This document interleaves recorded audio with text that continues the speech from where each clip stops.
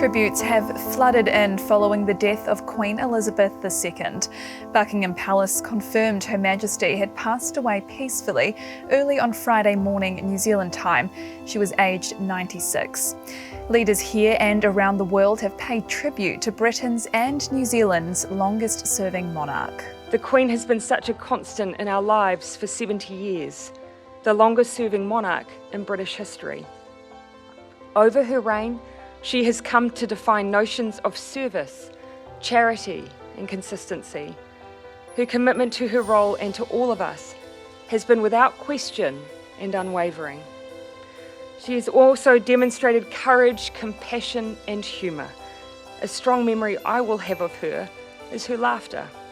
She was extraordinary. Oh, just shocked and sad. I think like a lot of New Zealanders will be feeling today that she's just been such a constant presence in all of our lives. She's modelled out what public service should all be about. And when you think about, waking up each and every day determined to do the best by your people across Britain, across New Zealand, across the whole of the Commonwealth, and you think about the tremendous dedication, the compassion, the care, just a huge spirit of public service. Through thick and thin, Queen Elizabeth II provided us with the stability and the strength that we needed.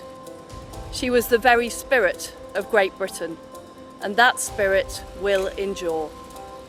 Queen Elizabeth II has been a wise and encouraging guide, always wanting the best for our nation and greeting each change with understanding, good grace, and an abiding faith in the Australian people's judgment. From her first trip here, it was clear Her Majesty had a special place in our hearts, and we in hers. I had the opportunity to meet her before she passed, and she was an incredibly gracious and decent woman. And the thoughts and prayers of the American people are with the people of the United Kingdom and the Commonwealth in their grief. King Charles takes the throne immediately and will be known as King Charles III.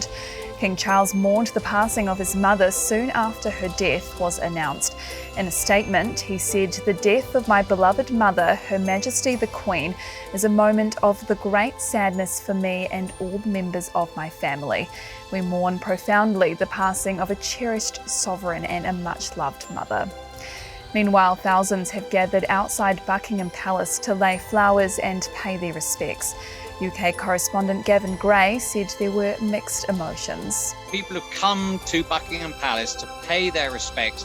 I've met people in floods of tears. I've met people who just say they're stunned. They thought she would go on forever. Such has been that sort of constancy that Her Majesty has offered for 70 years that, people are still in shock and working out what this means for them, for the country, and of course for the Commonwealth with 2.5 billion residents. Back here, flags across the country were being lowered to half-mast. There will be a ceremony to honour the Queen following the official service in the UK, expected in roughly 10 days' time. To stay up to date with this and more, head to nzherald.co.nz.